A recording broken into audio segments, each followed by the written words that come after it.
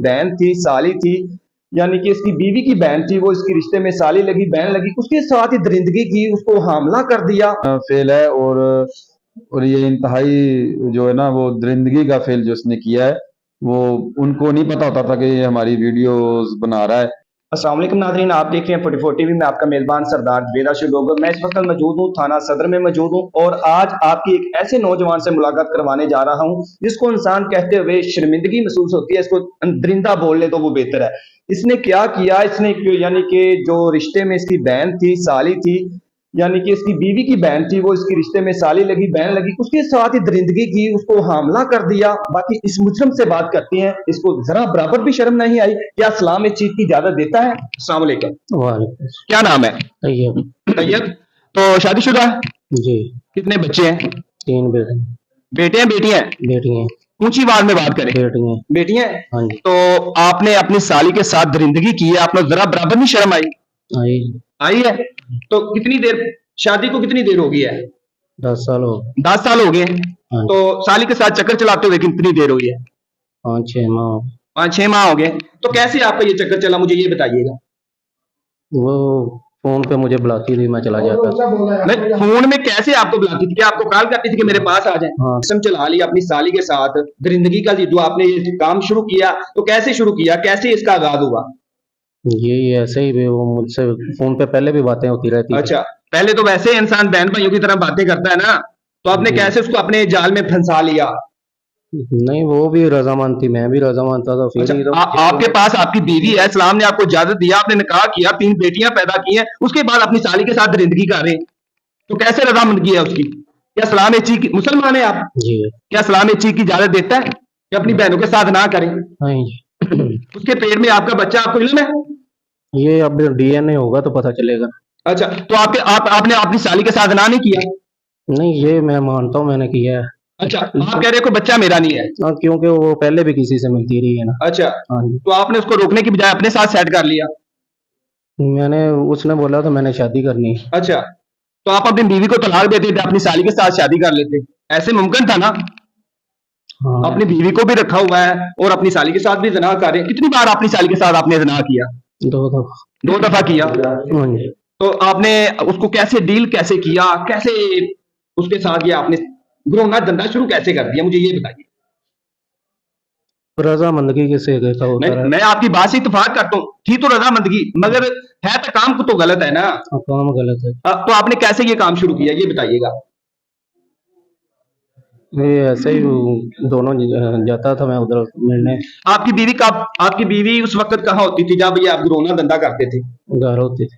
तो आप अपनी साली के घर जाते थे जी। या कहीं और लेकर चले जाते थे? नहीं, उनके घर जा। तो और जो आपकी साली के वालिदैन है, उनके भाई हैं, वो कहाँ होते थे?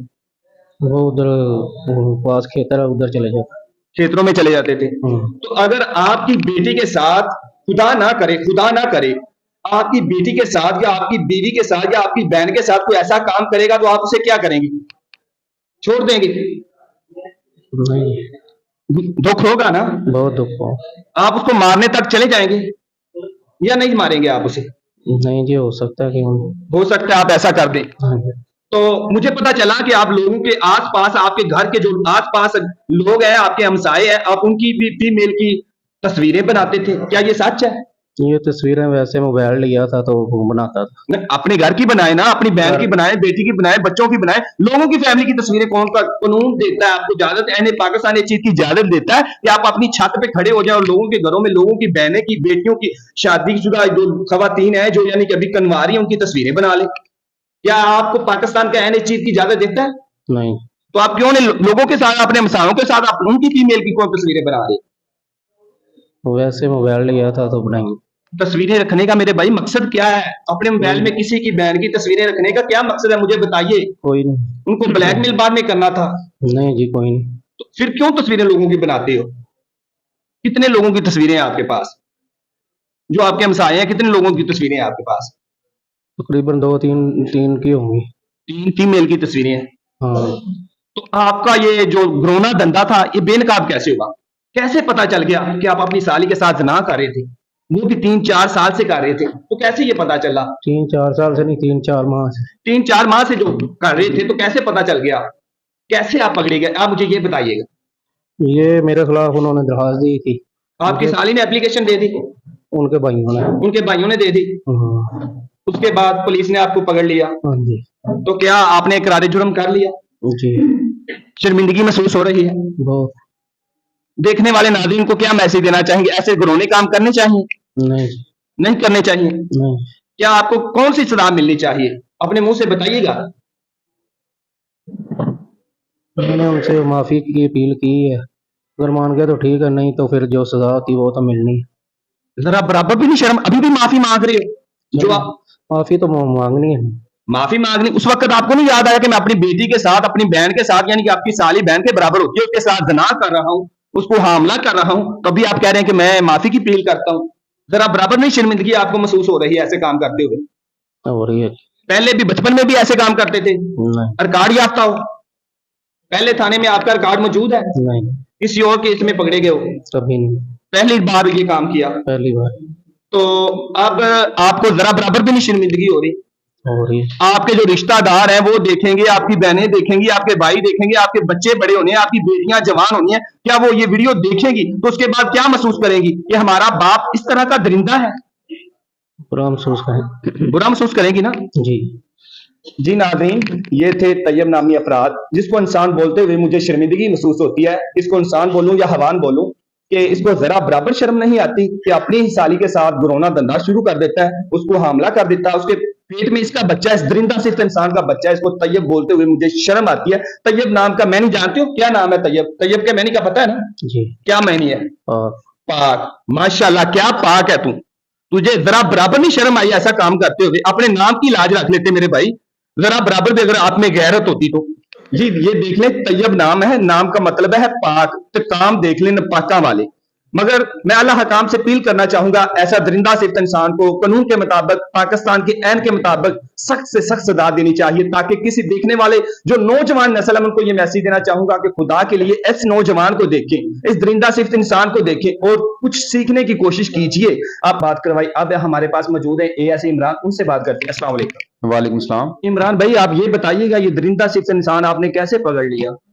असल में एक्चुअल वक़ुआ ऐसे हुआ है कि हमारे पास ज़फ़र इकबाल नाम का एक आदमी आया, उसने एक एप्लीकेशन मूव की है कि हमारा एक बहनोई है, उस मतलब उसका एक बहनोई है, उसका नाम है तैयब, तो वो उसने उनकी जो छोटी हमशीरा है ना, उसके साथ ज़बरदस्ती ज़िना बिल जबर किया है, जिसकी वजह से वो हमला हो गई हैं 2 ढाई माह की। तो उस पे हमने एज़ पर लॉ हमने एफआईआर दी। एफआईआर देने के बाद हमने मुलज़िम को ट्रेस किया, गिरफ्तार किया और दौरान इंटेरोगेशन उसने बतलाया कि मैंने 3 से 4 दफ़ा ज़िना बिल जबर किया है।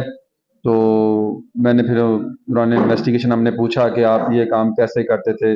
उसने बतलाया कि मैंने इनको एक लड़का दिखलाने के बहाने सारे घर वालों को लेके जाता था कि आपको इस बच्ची की शादी करवा रहा हूँ मैं, आप लड़का देखने चलें। जब सब घर वाले घर से गायब होते थे, वो लड़का देखने के लिए पहुंच जाते थे और उनको ये उधर बहाना करके निकल आता था कि मैं घर जा रहा हूँ, मुझे कोई ज़रूरी काम है। तो ये बच्ची को, विक्टिम को घर में जो है ना वो अकेली पाकर फिर ये ज़बरदस्ती ज़िना बिल जबर करता रहा है, तो जिसकी वजह से वो प्रेग्नेंट हो गई है। तो अभी ये गिरफ्तार है। नेक्स्ट हम एज़ पर लॉ इसका डीएनए करवाएंगे और फिर पोटेंसी टेस्ट होगा और फिर हम हस्ब ज़ाब्ता इसको जो जेल भिजवाएंगे, चालान अदालत जमा करवाएंगे एज़ पर लॉ, जैसे भी फिर कानून के मुताबिक इसको जो भी सजा दी जाती है वो अदालतों का काम है। सर आप ये भी बताइएगा, मुझे पता चला कि जो इसके हमसाए हैं उनकी औरतों की ये नाजेबा तस्वीरें भी बनाता है इसके मोबाइल में, क्या ये हकीकत है? नाज़ेबा तो नहीं कहा जा सकता, लेकिन जैसे हमारे पंजाब में या हमारे घरों में होता है, औरतें छतों पे कपड़े डालने जाती हैं या कोई सिलाई कढ़ाई कर रही है, कोई बच्ची पढ़ रही है, कोई सर में तेल डाल रही है, मतलब कि इसकी हवस से इसके कैमरे की आंख से वो इस तरह की जो ना कोई चीज़ बची नहीं है। इसने 8-10 मूवीज़ इसके मोबाइल से मिली है, जिसमें इसने मुख्तलिफ लोगों औरतों की जो है ना इस तरह की छुप के वीडियोस बनाई हैं। वो बरना नहीं है, वो इस तरह की नाज़ेबा नहीं है, लेकिन है तो गलत ही है ना, किसी की इजाज़त के बगैर। इस चीज की इजाजत नहीं देता, किसी की इजाजत के बगैर उसकी वीडियो बना ले। बिल्कुल, ये गैर कानूनी फ़ेल है और ये इंतहाई जो है ना वो दरिंदगी का फ़ेल जो इसने किया है, वो उनको नहीं पता होता था कि ये हमारी वीडियोज़ बना रहा है, तो वो भी इसके मोबाइल से बरामद हुई। जी, ये थे एएसआई मोहम्मद इमरान, जिनका कहना है कि हमने इसको पकड़ लिया है तो अब कानून और ऐन इसका यानी कि रास्ता लेगा, जो भी अदालत फैसला करे इसको कानून के मुताबिक सख्त से सख्त सज़ा दी जाएगी। जी।